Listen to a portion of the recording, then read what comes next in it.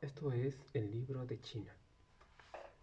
Refiriéndome al viaje de Chirac en el año 2004 ante la International Herald Tribune, Jean-Pierre Cabestan, especialista en China del Centro Nacional Francés para la Investigación Científica de París, señaló que a Francia le gusta jugar a la carta china contra Estados Unidos. Chirac tiene una perspectiva multipolar del mundo y la economía, forma parte esencial de ella. Es lo que dijo, pero difícilmente podría considerar que Francia es el único país europeo que quiere jugar a su carta china. David Smauk, director del programa político de China de la Universidad de George Washington, afirma que la amplitud y profundidad de las relaciones entre Europa y China son impresionantes y la importancia global de las relaciones hace que de ella un eje emergente en los asuntos internacionales. Smaug señala que el comercio de Europa con China está acelerándose con mucha rapidez y que ha aumentado un 25% en el año 2003 y que ha vuelto a incrementarse de nuevo por el año 2004 en casi un 40%. La Unión Europea y China son respectivamente los socios comerciales más importantes que ambos tienen. Muy pronto intercambiarán artículos por un valor superior a los 200.000 millones de dólares, por lo que se respeta en el 2004. Los europeos han invertido más de 40.000 millones de dólares, perdón, los europeos han invertido 40.000 millones de dólares y han prometido inyectar 30.000 millones más. China alberga en la actualidad más de 80.000 empresas creadas con dinero y talento de la Unión Europea. En, la, en el frente geopolítico, Francia y Gran Bretaña realizan maniobras militares conjuntas con las Fuerzas Armadas chinas, al igual que Estados Unidos. Y la Unión Europea tiene en curso otras operaciones militares de coordinación. Chirac es solo uno de los 16 líderes europeos que han presionado con tesón para acabar con el embargo internacional que pesa sobre la venta de armamento a China, desoyendo las preocupaciones de Estados Unidos según las cuales cualquier armamento avanzado que China comprara podría ser muy bien utilizado contra Estados Unidos en caso de que China actuase de forma agresiva con Taiwán. En opinión de Schambach, también son muy notables los centenares de intercambios del Partido Comunista con partidos políticos de toda Europa, celebrados bajo la premisa de que los socialdemócratas del continente tienen mucho que enseñar a los chinos sobre reforma y evolución política. ¿Son mejores socios China y Europa que China y Estados Unidos? La respuesta tal vez sea sí. Europa no tiene ninguna afinidad histórica en política sobre Taiwán y suscribe estrictamente y sin ambigüedades la política de que haya una China unificada. Además, los países de la Unión Europea tienen pocos intereses estratégicos en Asia, mientras que, a diferencia de ellos, Estados Unidos mantiene una numerosa presencia militar en Asia y el Pacífico y tiene preocupaciones territoriales importantes y suscribe reivindicaciones innegociables. Y lo más importante de todo, China y muchos países de la Unión Europea desconfían cada vez más de Estados Unidos, mientras que en otro tiempo fue Estados Unidos el país que urgió a China a abandonar su fervor revolucionario y sumarse al torrente de naciones comprometidas con la estabilidad mundial. Ahora China prospera con el status quo actual y su deseo de alzarse depende de que el mundo sufra la menor agitación posible. Desde el punto de vista de Francia, Alemania y la mayoría de los países de la Unión Europea, China es un socio más comprometido con la estabilidad mundial que Estados Unidos, al que ahora se considera que está decidido a presionar con violencia contra la legalidad internacional. Schambaugh señala que Francia y China encabezan los esfuerzos para contener a Estados Unidos a través de organismos multilaterales como Naciones Unidas y creando un mundo multipolar. Alemania, España y otros países escandinavos los secundan. Tanto así creemos que Estados Unidos tenía derecho a entrar en guerra con Irak que si creemos lo contrario podemos entender por qué muchos países europeos se muestran ahora cautos ante Estados Unidos. Tras el final de la Segunda Guerra Mundial, Estados Unidos se aferró en gran medida a la agenda de contención, según la cual se unía a Europa Occidental en un frente unificado contra el comunismo soviético. Para el mundo era razonable suponer que la política exterior estadounidense surgiría seguiría siendo más o menos constante a lo largo de las diferentes administraciones y mayorías legislativas estadounidenses. Esto cambió cuando Estados Unidos inició las políticas que desembocaron en la guerra preventiva contra Irak.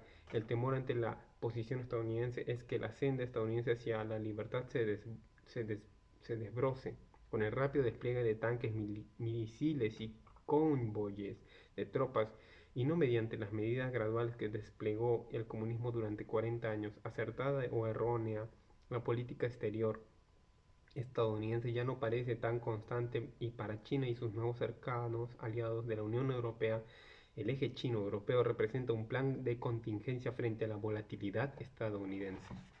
Sin embargo, a medida que los europeos favorecen el crecimiento económico de China en un mundo multipolar y descubren en sus nuevas formas de cooperación un contrapeso para la hegemonía estadounidense, se arriesgan a reemplazar el conjunto de riesgos que plantea Estados Unidos por los nuevos que plantea una China más rica.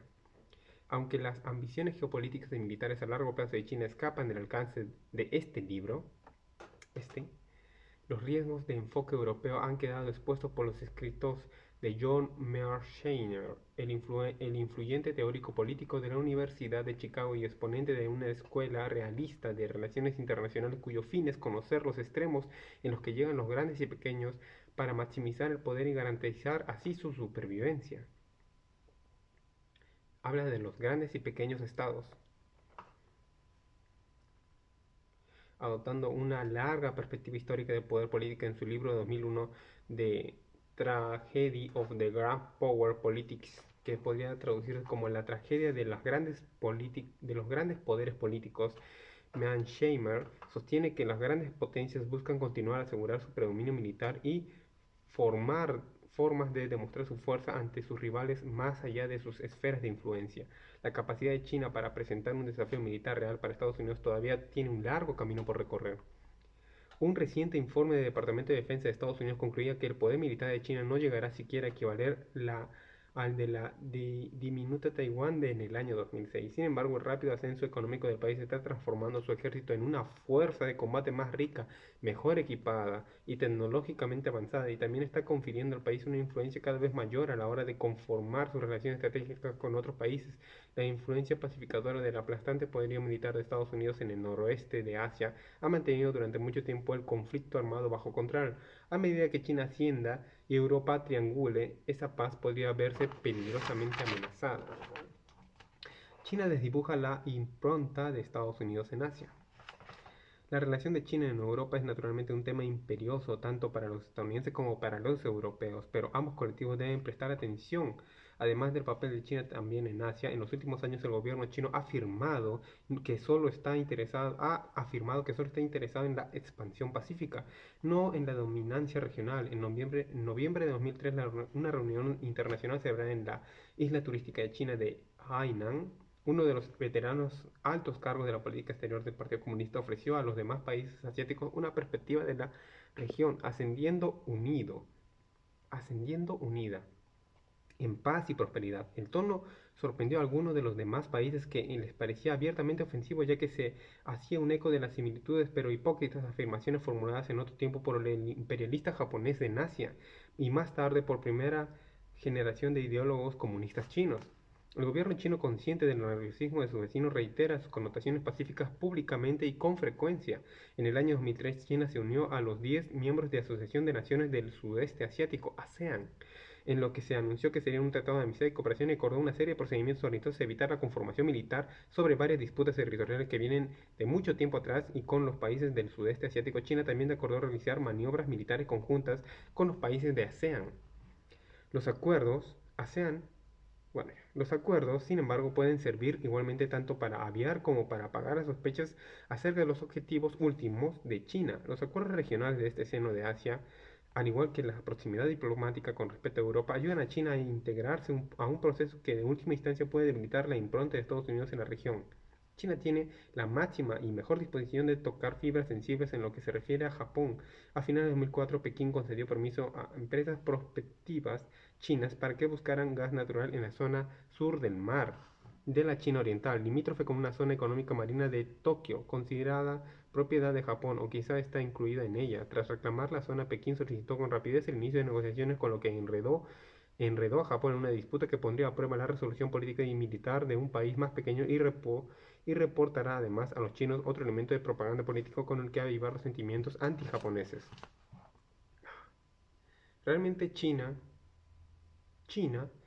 ha estado trabajando muy sutilmente. Sin embargo, a mi parecer, hasta la perspectiva actual, 20 años después de este libro, China es un gatito que quiere convertirse en un tigre. Este es el libro de China, gracias.